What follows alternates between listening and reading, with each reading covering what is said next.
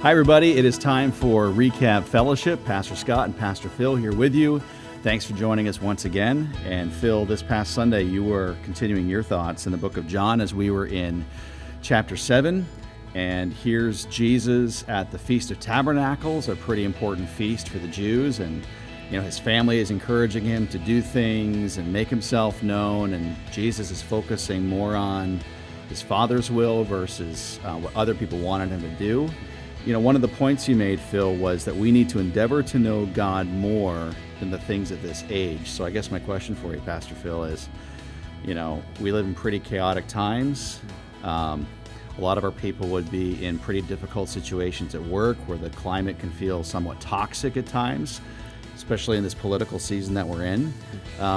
So practically speaking, on a day-to-day basis, how do we make sure our thoughts are more engaged on God and who He is versus what's happening around us? Sure. Thanks for the question, Scott. I think the way we do it is a number of ways. First of all, Jesus said in John 7:7, "The world cannot hate you, but it hates me." That was his answer to his brothers, which tells us that the brothers were a lot more involved in the things of this age or the things of this world than they were really in understanding who God was and is.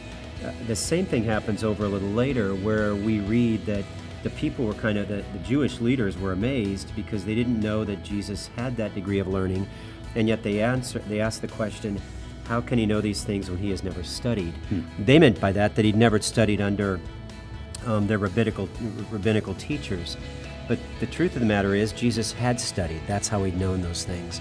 So I think what we discover is that one of the best ways we can do that is before we get involved in anything else of the day, we ought to go ahead and say, hey, listen, have I had a time in the Word this morning? Have I had a time in prayer?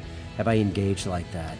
I was having breakfast with a friend yesterday, and he was talking about how his day started. His work location is out of his home.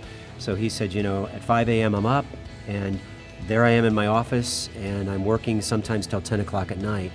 And I challenged him to think of the office for the first 20 minutes not as an office, but as a chapel. Like, what if we just sat down the first 20 minutes and we opened up the Word and we sought to know what God wanted us to do, and then we kind of let that carry us through the day? That's so different than when we just jump into the day.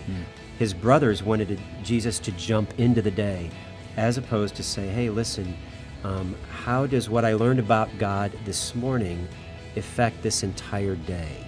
And I think that's just a wonderful way to do it by way of application. If we jump into the day, if the first thing we do is pick up the news, if the first thing we do is listen to talk radio, the first thing we do is the things we're used to doing, we can't expect to bring something from a week ago in the Word into that day. But if the first thing we do is start with the Word and start with prayer, we have a much better opportunity to do that throughout the day.